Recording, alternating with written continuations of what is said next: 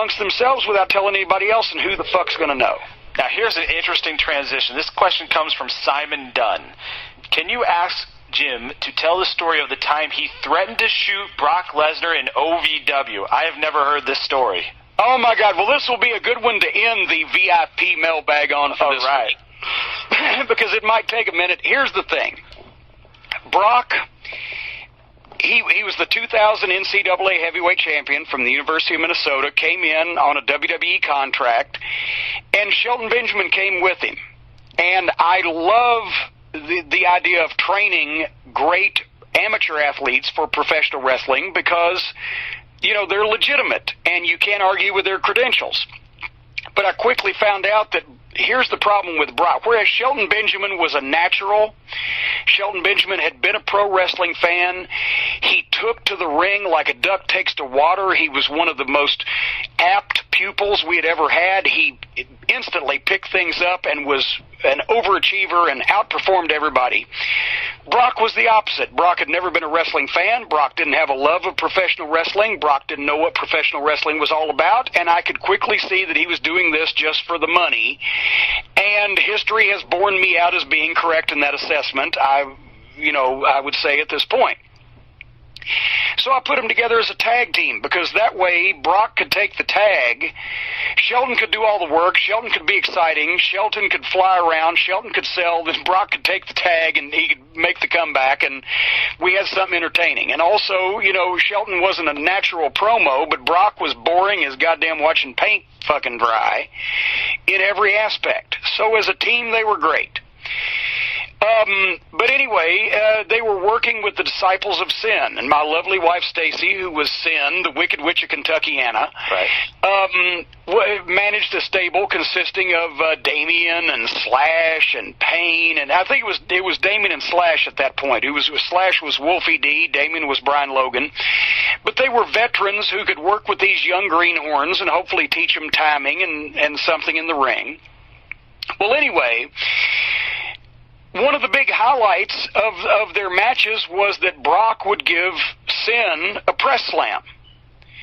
And she loved to take bumps and took them great, and the idea, she got so much heat that even though it was a man, a 280-pound man taking this 5'4", diminutive woman and press slamming her, the people threw babies in the air because she was that good at getting heat with people, especially live. She gets heat with me in my house.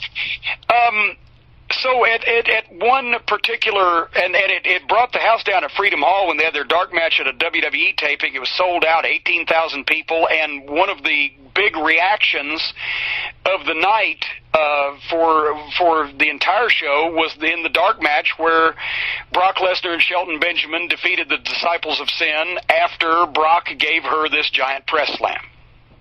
So, at any rate, having said that, I called it on an OVW TV one night. I said, you press slammer, blah, blah, blah. Stacy, and she wouldn't mind me saying this because she's open with everybody, had just had certain parts of her anatomy pierced. And these certain parts would be where Brock's right hand went when he picked her up for the press slam. So you can do your own math on that. So she told Brock earlier in the day, hey, when you give me the press slam, watch out, take care of the nether regions down there because I just had these piercings done. Well, Brock, because he, I guess, wanted to be one of the boys that, and see, we'd had problems with Brock. He was very respectful to me and to Danny Davis because we were his coaches, because he was one of these college jocks that had been pushed through college because he was a major athlete and had always been catered to, but he would bully the referees, he'd bully the ring crew. He made one of our referees cry one time. Kenny Bolin, my best friend, one of the managers, he was being Kenny Bolin one time and flirting in an innocent way with Brock's girlfriend at the time, not Sable. But, but Brock comes out and cuts a promo on him and cusses him and shoves him and just makes an ass out of himself, because anybody that was a coach or had some standing, Brock would respect, but anybody that he felt was below him, the water boy on the team, you get the idea, college jock, he would fucking belittle and berate.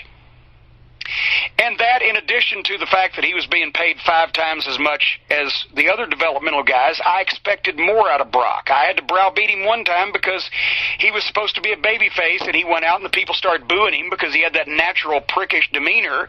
So he got on the microphone, cut a heel promo on him.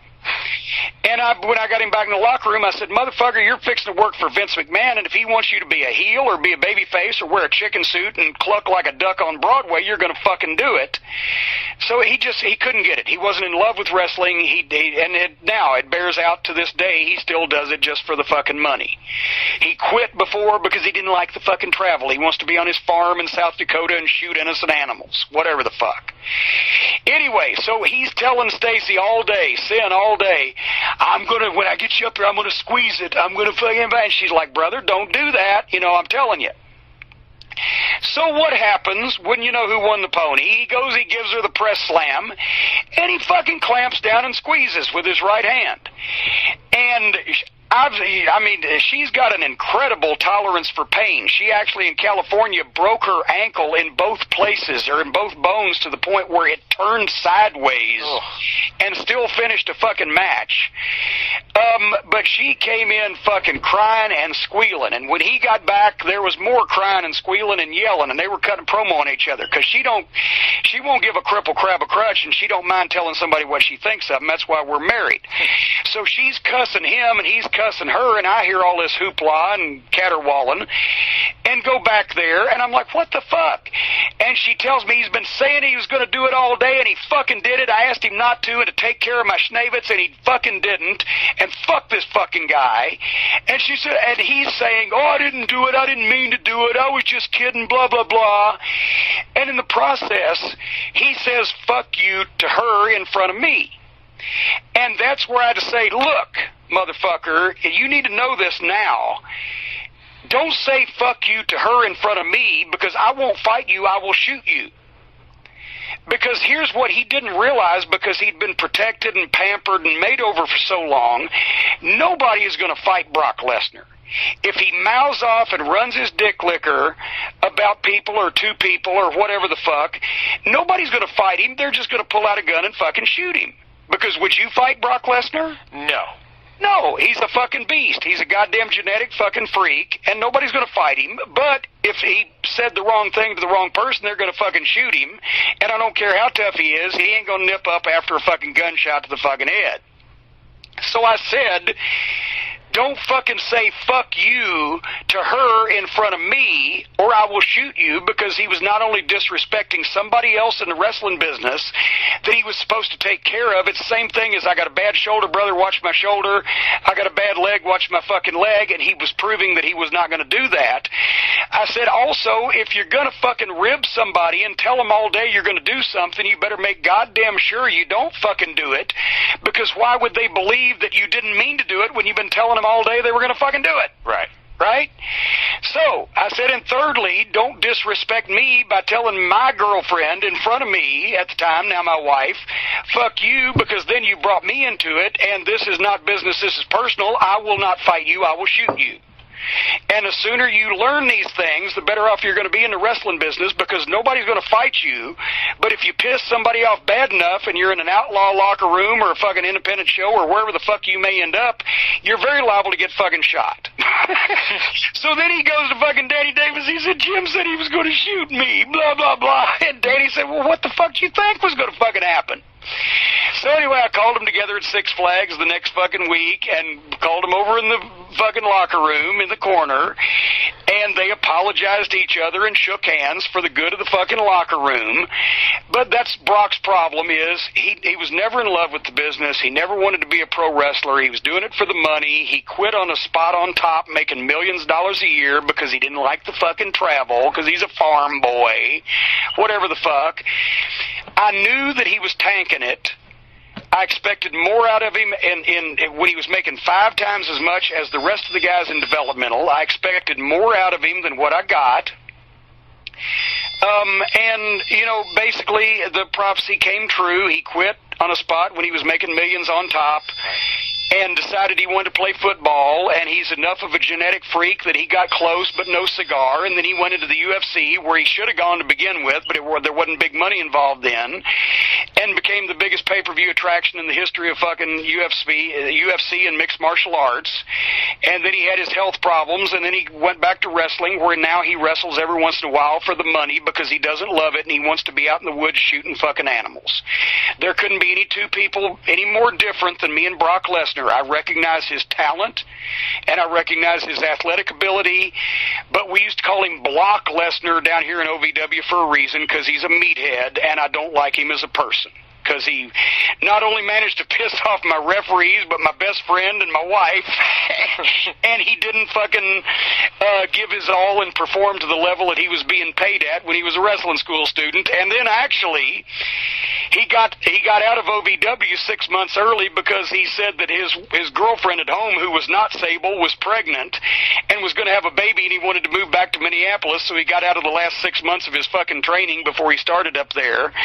And then all of a sudden, when he goes up there, instantly he's great, because now he's making more money, so he's really going to try. So I thought it was a slap in the face to all the guys that were making less than he was, and all the guys who were trying their hardest and didn't get a break that he got because of genetics and fucking fate. So there you have it. Do you feel he's a guy that was too much too soon as well? And just like you said, he's right out of the gates, he had a 6-figure contract, heavily recruited from University of Minnesota. Do you feel like, had he exhausted all his other opportunities out of college, whatever was being offered, whether it was Pride or the Olympics, whatever it was going to be, do you think it would have turned out differently? Or no. Do you think Brock is the same person. Brock has never changed. Brock is the person he's always been. And he just didn't love wrestling. And I didn't have any time for anybody that didn't love wrestling, that was taking spots that guys who loved wrestling could have fucking had and fucking achieved their dreams, when all he cared about was getting a check because the other shit didn't work out. Interesting. Well, on that note, I want to say, everyone, thank you for your questions. Send them on in to mailbag@